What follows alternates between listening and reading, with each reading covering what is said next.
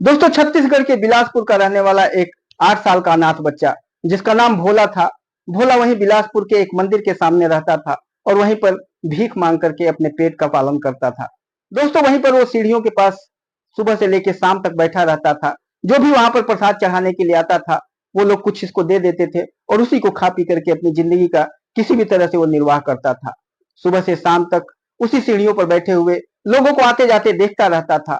उस दिन भी वो उसी सीढ़ियों पर बैठे हुए और टकटकी लगा करके आने जाने वाले लोगों को देख रहा था। तभी वहां पर मंदिर के सामने एक बड़ी सी चमचमाती हुई कार आकर के रुकती है और उसमें से एक काफी खूबसूरत महिला और उसका पति बाहर निकलते हैं और दोनों लोग सीधे मंदिर में प्रवेश करते हैं और प्रसाद चढ़ाने के लिए चले जाते हैं। वो वहीं पर बैठे बैठे उन गाड़ी को देख रहा था। तभी उस गाड़ी के पास दो अनजान व्यक्ति आते हैं। उन्हें देखने से ऐसा लग रहा था कि ये कुछ न कुछ उस गाड़ी को हानि पहुंचाना चाहते थे। वो गाड़ी के चारों तरफ घूमते रहते हैं और तभी से एक व्यक्ति जिसके सिर पर एक टोपी लगी हुई थी, वो नीचे झुकता है और गाड़ी के नीचे झुक करके और उसके नीचे कोई ऐसी डिवाइस, कोई ऐसा चीज लगाता है जिसे भोला काफी ध्यान से देखता रहता है। भोला ये सोचने लग जाता है कि जरूर इस गाड़ी को कुछ नुकसान पहुंचाने की कोशिश की जा रही है। इस गाड़ी के नीचे कुछ ऐसी चीजें लगाया जा रहा है जिससे इस गाड़ी को या गाड़ी को चलाने वाले को कुछ न कुछ हानि होने वाली है। वो लड़के का दिल काफी घबराता रहता है क्योंकि वो बच्चा सिर्फ 8 साल का होता है। एक मासूम दिल उस चीज को देख करके काफी भयभीत हो जाता है। वो काफी डर जाता है और मंदिर की तरफ बार बार देखने लगता है कि इस गाड़ी का जो मालिक है जैसे ही जल्दी आएगा और मैं उसको ये सारी चीजें बताऊंगा। तभी थोड़ी देर में उस गाड़ी का जो मालिक होता है अपनी पत्नी के साथ प्रसाद चढ़ा करके आता है और सीधे इसके पास पहुंचता है जहां भोला खड़ा होता है। भोला को चढ़ाया हुआ प्रसाद देता है और कहता है, बेटा ये लो, थोड़ा सा कुछ खाओ। और प्रसाद दे करके वो गाड़ी की तरफ बढ़ने लगता है। गाड़ी के नजदीक जाता है और गाड़ी का जैसे ही दरवाजा खोलने ही वाला होता है, तभी भोला भाग करके उसके पास जाता है और दोनों को, पति पत्नी के हाथों को पकड़ता है और अपने तरफ खींचने लग जाता है। कहता है कि साहब, इस गाड़ी में मत जाइए। इस गाड़ी के नीचे दो लोग आए हुए थे, उन्होंने कुछ किया हुआ है, कुछ लगाया गया है, इससे आपको कुछ हानि हो सकती है, कुछ आपको दिक्कत हो सकती है। जब जैसे ही उस गाड़ी का जो मालिक होता है जिसका नाम रमेश होता है, रमेश जब इस बात को सुनता है तो दंग रह जाता है कि कौन मेरा दुश्मन है जो इस गाड़ी के नीचे कुछ ऐसा चीजें लगा जाएगा। वो सोचने लग जाता है कि कोई व्यक्ति कहीं इस गाड़ी के नीचे कोई बम वगैरह तो नहीं लगा दिया है जिसकी वजह से मुझे नुकसान हो जाए, क्योंकि उसके दुश्मन भी काफी थे। वो एक बहुत बड़ा बिजनेसमैन था और बिजनेस में एक दूसरे के बीच में कंपटीशन काफी होता है। एक दूसरे को नीचे दिखाने के लिए लोग कुछ भी कर सकते हैं और यही सोच करके वो उस गाड़ी से दूर हट जाता है। लेकिन कुछ देर के बाद उस चीज को देखने के लिए उस गाड़ी के नजदीक जाता है और जब झुक करके नीचे देखता है तो देखता है कि गाड़ी के नीचे एक बड़ी सी डिवाइस लगाई गई है। गाड़ी के नीचे एक चुंबक के द्वारा एक डिवाइस को चिपकाया गया है और उसमें से टिक टिक की आवाज आ रही है, जिसे देखने के बाद वो समझ जाता है कि जरूर इस गाड़ी के नीचे कुछ बम वगैरह किया गया है और कोई ना कोई व्यक्ति मुझे मारना चाहता है।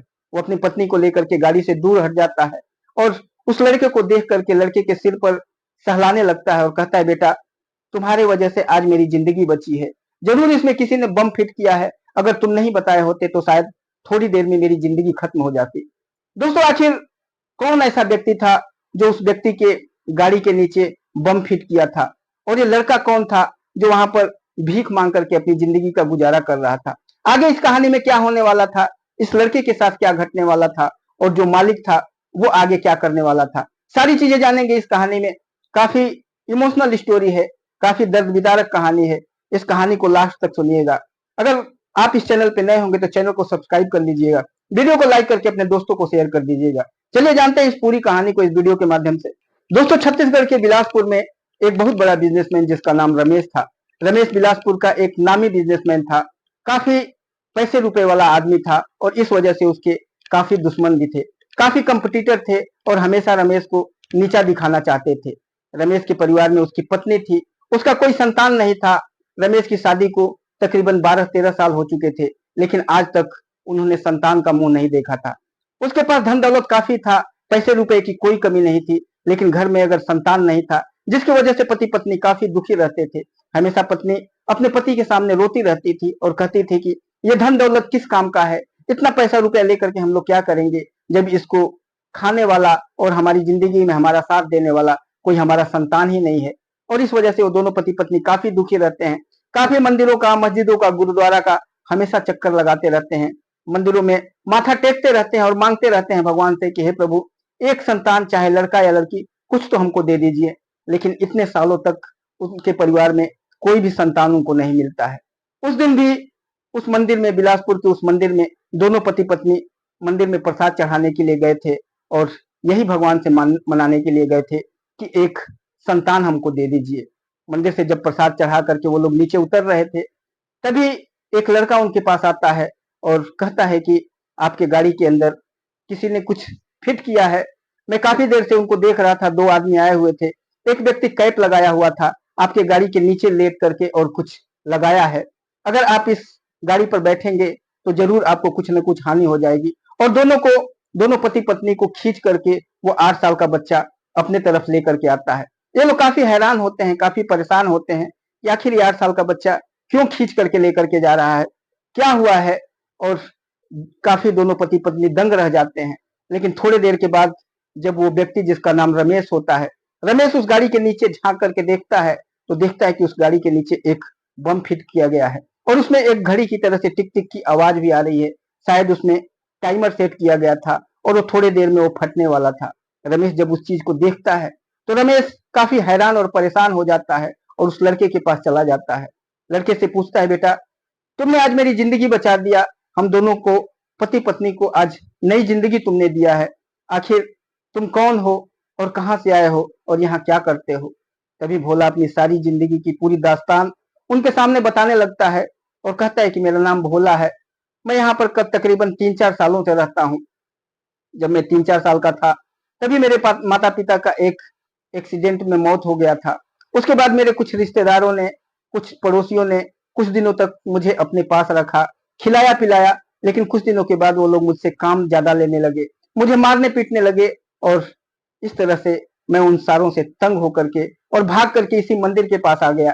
यहीं पर मंदिर के आसपास में ही रहता हूँ, जहां भी सोने को मिल जाता है वहीं पर रात बिता लेता हूँ। और यहीं पर सुबह से लेकर शाम तक आपके जैसे प्रसाद चढ़ाने वाले लोग आते हैं, उन्हीं से जो थोड़ा बहुत मिल जाता है उसी को खा पी करके अपनी जिंदगी का निर्वाह करता हूँ। मैं जैसे ही यहाँ पर बैठ करके देख रहा था, तभी यहाँ पर दो व्यक्ति आए थे और गाड़ी के अंदर कुछ फिट कर रहे थे और वही चीजें मैं आप लोगों को बता दिया। ये सारी चीजें जब रमेश को बताता है तो रमेश उसके गालों को चूम लेता है और कहता है, बेटा तुमने आज मेरी जिंदगी बचा दिया, मैं तुम्हें अपने साथ लेकर के जाना चाहता हूँ, क्या तुम हमारे साथ चलोगे। पहले तो जो भोला था कहता है, नहीं आप लोग मुझे कहाँ लेकर के जाएंगे, मेरी जिंदगी तो भीख मांगनी है और मैं किसी भी तरह से भीख मांग करके अपनी जिंदगी को काट रहा हूँ। आप इतने बड़े आदमी हैं, इतने अमीर आदमी हैं, मैं आपके साथ कैसे जा सकता हूँ। इधर जो रमेश होता है वो पुलिस वालों को फोन करके बुला लेता है। पुलिस तुरंत आती है और आकर के उस गाड़ी के नीचे चेक करती है तो वहां पर एक बम मिलता है जिसमें टाइमर सेट किया गया था और उसमें इस तरीके की सेटिंग थी कि अगर गाड़ी जैसे ही स्टार्ट होगी, स्टार्ट होने के तकरीबन 3 मिनट के बाद ही वो बम फट जाना था और उस गाड़ी के साथ में जो भी गाड़ी के अंदर बैठा था उस सारे व्यक्तियों के चिथड़े उड़ जाने थे। ये चीजें जब पुलिस वाले उसको बताते हैं, बम डिस्पोजल जो टीम पुलिस के साथ आई होती है वो भी जब रमेश को ये सारी चीजें वो लोग बताते हैं तो रमेश काफी हैरान और परेशान हो जाता है। रमेश के माथे से पसीने चूने लगते हैं और वो सोच बार बार भोला की तरफ देखता रहता है और सोचता है कि भोला तो आज हम दोनों के लिए भगवान ही बन करके आया था। आए थे हम लोग यहाँ पर मंदिर में अपने बेटे और बेटी के लिए, अपने संतान का मन्नत मांगने के लिए, लेकिन आज तो इस लड़के ने हमारी जिंदगी ही बचा दिया, हमें एक नया जीवन दान दे दिया। क्यों ना हम इसी को अपने साथ में ले जाए, एक अनाथ है, यहीं पर भीख मांगता है, इसको अपने साथ लेकर के और अपने बच्चे की तरह से इसको क्यों ना हम रखें, जिससे हमारी दोनों मनोकामना पूरी हो जाएगी। हमारी जिंदगी तो इसने बचा ही दिया, क्यों ना हम इसको भी एक नई जिंदगी दे दें। और यही सोच करके वो अपनी पत्नी से बातें करने लग जाता है। वो कहता है कि इस लड़के को अगर अपने साथ अपने घर ले चलें और इसको अपना बेटा बना लें तो कैसा रहेगा। जब उसकी पत्नी, जिसका नाम शांति था, शांति जब ये बातें अपने पति की, रमेश की सुनती है तो वो भी काफी खुश होने लगती है। कहती है कि ये बच्चा काफी ईमानदार और काफी अच्छा है, अगर हमारी जिंदगी में जो अंधेरा है उस अंधेरे को अगर हमें दूर करना है तो इस बच्चे को साथ में लेकर के चलते हैं। इसके बाद रमेश भोला से बातें करता है, भोला से रिक्वेस्ट करता है, उसके हाथ पर जोड़ता है, बोलता है, बेटा चलो हमारे साथ, हम तुमको एक नई जिंदगी देंगे। यहाँ पर तुम मंदिर के सामने भीख मांग करके अपनी जिंदगी बर्बाद कर लोगे। चलो, मेरे पास काफी पैसे हैं, काफी धन दौलत है, हमारा कोई संतान नहीं है, हम तुम्ही को बेटा बना करके अपने साथ रखना चाहते हैं। भोला जब उनको देखता है और उनके चेहरे को देखता है तो वो भी महसूस करता है कि इन लोगों को भी काफी तकलीफ है और इनके साथ चले जाना ही चाहिए। वो तैयार हो जाता है और उस बड़ी सी गाड़ी में जब भोला बैठता है तो चारों तरफ उस गाड़ी को देखता रहता है। अपने जीवन में आज तक भोला ने इतनी बड़ी गाड़ी न देखा था और न ही ऐसी गाड़ी में वो बैठा था। उस गाड़ी में बैठ करके और रमेश और उनकी पत्नी शांति के साथ जब उस आलीशान बंगले में पहुंचता है, एक काफी आलीशान बंगला होता है। उस बंगले में जब दरवाजे पर पहुंचता है तो आंखें फाड़ फाड़ करके भोला उस बंगले को देखता रहता है और कहता है कि यहाँ पर इतने बड़े बंगले में मैं कैसे आ गया। शांति और रमेश उसको अपने साथ लेकर के बंगले के अंदर जाते हैं। नौकर चाकर भाग करके आते हैं और पानी वगैरह लेकर के आते हैं। भोला को भी पिलाया जाता है और दोनों पति पत्नी पीते हैं। काफी चीजें खाने पीने के लिए तुरंत नौकर चाकर भाग भाग करके ले आते हैं और ये सारी चीजें जब भोला देखता है तो दंग रह जाता है। भोला ने कभी सोचा भी नहीं था कि उसके जीवन में ऐसी भी समय आएगा, ऐसा भी घड़ी आएगा कि वो ऐसे बड़े लोगों के बीच में बैठ करके और खाएगा पिएगा। जब जो रमेश की पत्नी थी शांति थी, शांति खुद जाकर के भोला के लिए दूध फ्रूट वगैरह लेकर के आती है और कहती है बेटा ये खाओ, तुम काफी दिनों से भूखे हो और तुम ये सब चीजें खाओ। भोला काफी चाव से वो चीजें खाता है। उसे काफी तरह तरह के व्यंजन मंगाए जाते हैं, उसको भोला को खिलाया जाता है। भोला सचमुच काफी दिनों से भूखा था और हर व्यंजन को काफी अच्छे तरीके से काफी चाव से खा रहा था और बार बार शांति और रमेश के चेहरे को देख करके और भगवान की दुहाइयां दे रहा था कि ऐसे व्यक्ति पहली बार जिंदगी में उसको मिले थे। और रमेश और शांति भी उस बच्चे को देख करके काफी खुश हो रहे थे। रमेश भी अपनी पत्नी की तरफ देख करके मुस्कुरा रहा था और सोच रहा था कि भगवान ने आज मंदिर में जो चीज हम लोग मांगने के लिए गए थे वो साक्षात भगवान ने हम लोगों को दे दिया है। भगवान ने दिखाया नहीं लेकिन हमारी झोली में हमारी खुशी को डाल दिया और ये दोनों पति पत्नी काफी खुश होते रहते हैं। थोड़ी देर के बाद शांति भोला को लेकर के जाती है और भोला को खूब अच्छे तरीके से एक नौकर के द्वारा कहती है कि इस भोला को खूब अच्छे से नहलाओ धुलाओ, खूब अच्छे से कपड़े इसको पहनाओ, खूब अच्छे से तैयार करो। एक नौकर भोला को लेकर के जाता है, खूब बढ़िया ढंग से उसको नहलाता धुलाता है, खूब सेंट वगैरह इत्र वगैरह लगा करके एक काफी अच्छा काफी खूबसूरत राजकुमारों की तरह से कपड़ा उसे पहना करके और तैयार करके जब बाहर लेकर के आता है तो रमेश और शांति उसको देखते ही रह जाते हैं। दोनों का कलेजा धक धक करने लग जाता है। वो जो धक धक कलेजा कर रहा था वो खुशी का था और दोनों उसको देख करके बिल्कुल अचंभित हो जाते हैं। आज जो भोला था वो किसी भिखारी की तरह नहीं लग रहा था, भोला एक राजकुमार की तरह लग रहा था। उसे लग ही नहीं रहा था कि ये कभी भीख भी मांगने वाला लड़का होगा। ये चीजें देख करके रमेश और शांति काफी खुश हो जाते हैं। भोला को अपने पास बुलाते हैं और कहते हैं बेटा कैसा लग रहा है आपको, अच्छा लग रहा है हमारे साथ। भोला कहता है हाँ आप लोगों के साथ अच्छा लग रहा है। तभी शांति कहती है बेटा आज के बाद तुम मुझे मम्मी कहना, मुझे माँ कह करके पुकारना। और भोला हाँ में गर्दन हिलाता है और उस दिन के बाद भोला रमेश को पापा और जो शांति थी उसको मम्मी कहने लग जाता है। अगले दिन ये लोग भोला को लेकर के कोर्ट में जाते हैं, वहां पर रजिस्ट्रेशन वगैरह कराया जाता है और जो कागजी कार्रवाई वगैरह होती है उसको अडॉप्ट करने की, वो सारी सारी चीजें सारी कार्रवाई करके और उसको अपना बेटा बना लेते हैं, उसको अडॉप्ट कर लिया जाता है। और उसके बाद भोला के साथ पति पत्नी काफी अच्छे तरीके से रहने लग जाते हैं। कुछ दिनों के बाद रमेश भोला से कहते हैं कि बेटा तुम पढ़ना चाहते हो, तुम्हारी इच्छा पढ़ाई लिखाई में है तो बोलो मैं तुम्हारा एडमिशन करा दूं किसी अच्छे स्कूल में। भोला कहता है हाँ पिताजी मैं पढ़ना चाहता हूँ और मेरी इच्छा है कि मैं पढ़ लिख करके एक बड़ा आदमी बनूं, मेरा एडमिशन करा दीजिए किसी भी अच्छे स्कूल में। और अगले ही दिन शहर के सबसे नामी स्कूल में, नामी कॉन्वेंट स्कूल में भोला का एडमिशन हो जाता है और भोला काफी अच्छे से पढ़ाई लिखाई करने लग जाता है। उस स्कूल के जो टीचर होते हैं वो रमेश से कहते हैं कि आपका बच्चा पढ़ने लिखने में होशियार है, इसे पढ़ाइए जितना पढ़ाना है, ये काफी हर चीजों को एक ही बार बताने से समझ लेता है। और इस तरह से भोला पढ़ने लिखने लग जाता है। समय बीतता रहता है और भोला जवान हो जाता है। जवान जब हो जाता है, ग्रेजुएशन वगैरह कंप्लीट करने लग जाता है, उसके बाद जो रमेश अपना सारा बिजनेस भोला के हैंड ओवर कर देते हैं। भोला अपना सारा बिजनेस संभालने लग जाता है। भोला सिर्फ बिजनेस को संभाल ही नहीं रहा था बल्कि बिजनेस को दिन दूनी रात चौगुनी आगे प्रगति के मार्ग पर ले जा रहा था। अब तो शहर में भोला का नाम हो गया था। पहले रमेश का नाम चलता था लेकिन अब भोला ने तो रमेश के नाम को और 4 गुना आगे बढ़ा दिया था। हर व्यक्ति ये कहने लगा था कि अगर बेटा हो तो ऐसा हो। बाप की संपत्ति को ये इतने आगे बढ़ा दिया, इतना आगे बढ़ा दिया, जिसकी कल्पना भी नहीं किया जा सकता है। भोला क्योंकि एक काफी समझदार, काफी नेक विचारों वाला इंसान था। कुछ दिनों के बाद रमेश एक काफी खूबसूरत लड़की को देख करके और भोला की शादी कर देते हैं। कुछ दिनों के बाद भोला का एक बेटा होता है, एक बेटी होती है। और रमेश और शांति दादा दादी बन करके और काफी हंसी खुशी से भोला और उसकी पत्नी और उसके बच्चों के साथ रहने लग जाते हैं। लेकिन दोस्तों, फिर रमेश के जीवन में एक तूफान आता है। जो उसका एक छोटा भाई होता है, वो रमेश के जायदाद के ऊपर दावा करने लग जाता है और कहता है रमेश का कोई संतान नहीं है, ये तो ऐसे ही किसी को पकड़ करके लाया है। इसकी जो जमीन जायदाद है उसके ऊपर मेरा हक है, किसी और का नहीं है। और इस तरह से कोर्ट केस चलने लग जाता है। एक जो रमेश का जो भाई था, सोहन जिसका नाम था, उसका भी एक संतान था, उसका भी एक बेटा था।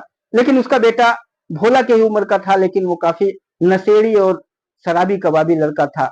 वो नशे करना, जुआ वगैरह खेलना, और इस तरह से अपना जुआ और नशे में जो उसके भाई सोहन की जितनी भी प्रॉपर्टी थी, सारी प्रॉपर्टी को धीरे धीरे वो बेचने लग जाता है। और एक दिन सोहन रमेश के पास आकर के और उसके पैरों पर गिर करके फूट फूट करके रोने लगता है और कहता है भैया, आपने तो जो बेटा गोद लिया है, आपका गोद लिया हुआ बेटे ने आपकी इस जो कमाई है, जो पैसे हैं, जो धन दौलत है, इसको 4 गुना 5 गुना बढ़ा दिया। लेकिन जिस बच्चे को हमने पैदा किया था, इसने तो हमारा सारा चीज बेच करके खा गया। संतान कोई भी हो, चाहे हमारे द्वारा पैदा किया हुआ संतान हो या गोद लिया हुआ संतान हो, संतान तो यही अच्छा है। हमारा पैदा किया हुआ संतान तो हमारी जिंदगी को बर्बाद कर दिया है। और ये कह करके सोहन रमेश के पैरों पर गिर करके फूट फूट करके रोने लग जाता है और कहता है मेरी तो अब जिंदगी ही बर्बाद हो गई, अब तो हमारा खाने पीने का लाला पड़ गया है। कुछ दिनों के बाद जो रमेश है, सोहन को भी संभालता है, उसके बच्चे को भी सुधारता है, उसको भी संभालता है। उसकी जो बिकी हुई प्रॉपर्टी थी, रमेश और उसका बेटा भोला मिल करके वो सारी प्रॉपर्टी को धीरे धीरे खरीद करके और फिर उसके भाई को, सोहन को हैंडओवर कर दिया जाता है। उसके बच्चे को नशा मुक्ति केंद्र वगैरह में भेज करके और उसको भी सुधार दिया जाता है। और धीरे धीरे जो भाई होता है उसका भी काफी अच्छा खासा बिजनेस वगैरह चलने लग जाता है। इस तरह से रमेश ने अपने बेटे भोले के साथ मिल करके और अपने भाई का भी जिंदगी को सुधार दिया था। और इस तरह से सारे लोग मिल करके एक कंबाइंड परिवार मिल करके और काफी हंसी खुशी से रहने लग जाते हैं। दोस्तों, इस तरह से एक बच्चा जो एक भिखारी लड़का था, उसने एक इंसान की जान बचा करके और उसका बेटा बन करके और काफी हंसी खुशी से अपनी जिंदगी का निर्वाह करता है। और वो लड़का अपने पिता के साथ मिल करके उसके भाई के बेटे को भी सुधारा और उसके भाई की जिंदगी को भी संवार दिया। इस तरह से इस कहानी की यहाँ पर समाप्ति होती है। आपको ये कहानी कैसी लगी? अगर कहानी अच्छी लगी होगी तो वीडियो को लाइक कर दीजिएगा, चैनल को सब्सक्राइब करके और बेल आइकन को प्रेस करके अपने दोस्तों को शेयर कर दीजिएगा। फिर मिलेंगे किसी और वीडियो में, तब तक के लिए नमस्कार।